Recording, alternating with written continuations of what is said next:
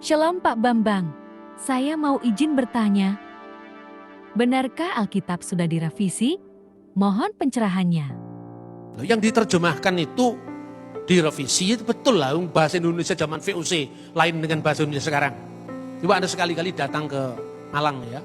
Saya tunjukkan itu Alkitab dari tahun 1629, dari tahun 1733 itu Alkitab yang dibaca Thomas Matulesi Patimura itu. Sebelum dia melawan Belanda, dia di salah satu gereja di Saparua terbuka Mazmur yang menginspirasi perjuangan dia melawan Belanda, itu ada. Nah, dalam terjemahan kuno kan dikatakan Tuhan kok sekarang jadi Tuhan. Lupa bahasa-bahasa Melayu itu juga berkembang.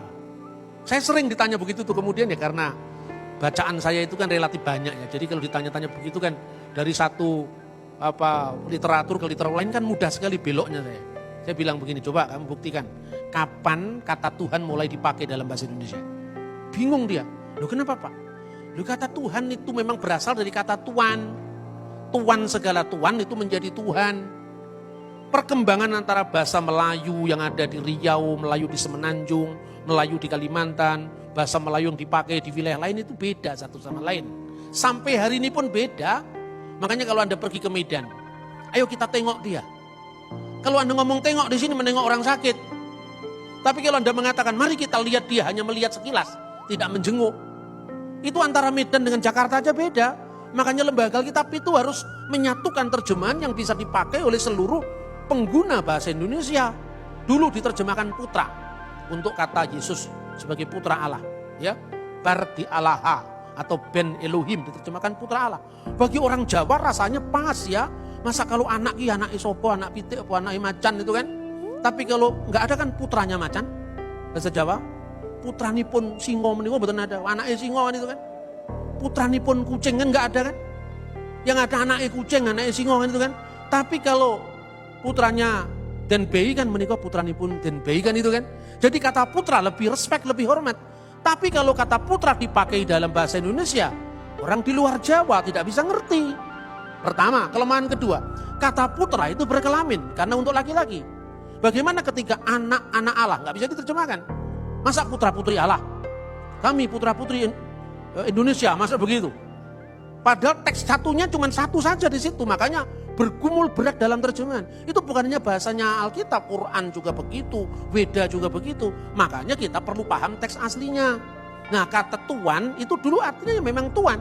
Di zaman Majapahit, patih pada masa Raja Wikramawardhana itu namanya Tuhan Kanaka.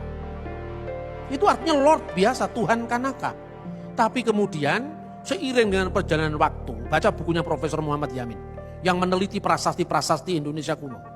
Awal mula ketika Islam masuk ke Indonesia di Prasasti Trengganu tahun 1380, itu kata Allah belum dipakai secara mutlak, masih berdampingan dengan kata Dewata Mulia Raya. Itu Prasasti Trengganu sebagai terjemahan dari Allah. Ungkapan Dewata ini dipinjam oleh bahasa Batak menjadi Debata. Maka Allah diterjemahkan Debata Mula Jadi Nabolon. Ini perkembangan dari Sanskerta, Arab, Melayu, campur aduk menjadi satu, namanya bahasa. Kemudian berkembang menjadi bahasa Indonesia kita sekarang. Nah, ketika Yesus diterjemahkan Tuan dan Tuhan, itu problem bahasa Indonesia. Problem bahasa Jawa enggak ada. Ketika dia mengatakan Gusti Yesus ing Jumat Agung menika sampun sedo. Enggak ada orang Jawa Gusti kok sedo. Nah tinggal Gustinya tuh. Kalau Gusti Patih sedo, sing sedo manusianya, Gustinya enggak bisa sedo. Karena Gusti itu kan gelar. Lord Charles meninggal. Yang meninggal kan Charlesnya, Lord enggak bisa meninggal. Tapi begitu bahasa Indonesia kita tidak punya kata yang bermakna ganda. Tuan sekaligus Tuhan. Nah itu problem, makanya kalau Anda mengatakan Tuhan Yesus mati, orang lain ketawa-ketawa. Tuhan kok mati? Tuhan yang menciptakan alam semesta kok mati? Dunia direbut setan selama 3 hari katanya gitu. Coba kalau Anda pindah jadi bahasa Inggris, pindah jadi bahasa Jawa. Tidak ada orang tanya begitu.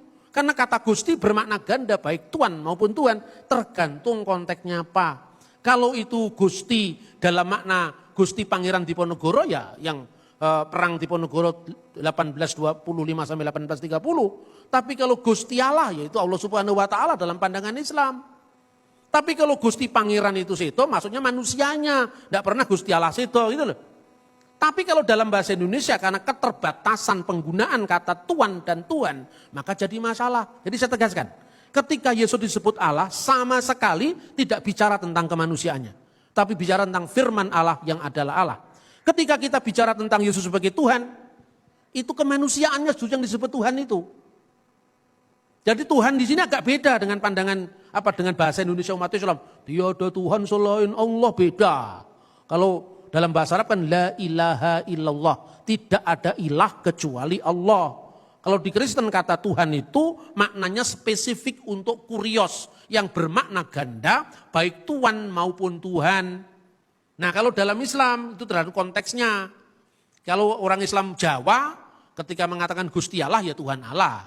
Tapi kalau Gusti Patih itu bicara manusia seperti itu. Paham saudara-saudara ya? Jadi artinya kita tidak bisa memaksakan paradigma Islam untuk melihat Kristen dan sebaliknya. Itulah awal dari kesalahpahaman. Jikalau Yesus disebut Tuhan dalam pengertian Tuhan atas segala Tuhan yang berdaulat. Apa itu tidak mengganggu keilahiannya? Tidak. Karena keilahiannya sudah ditegaskan Yesus itu adalah firman Allah. Dan firman Allah itu adalah Allah. Tapi ketika menjadi manusia, perhatikan. Allah telah menjadikan dengan pasti Yesus yang kamu salibkan.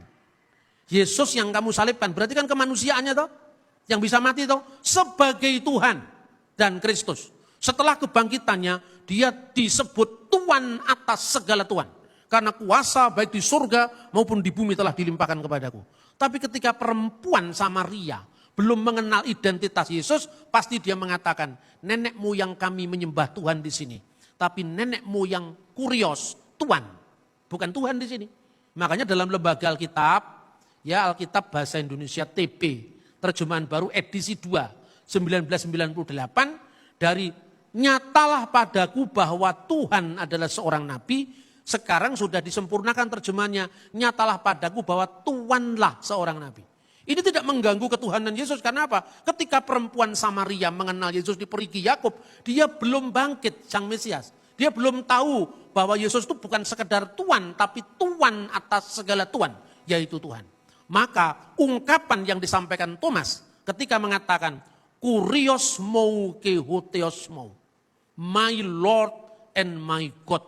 Lord di sini maknanya jelas Lord of Lords, Tuhan atas segala Tuhan, dan itulah yang disebut Tuhan.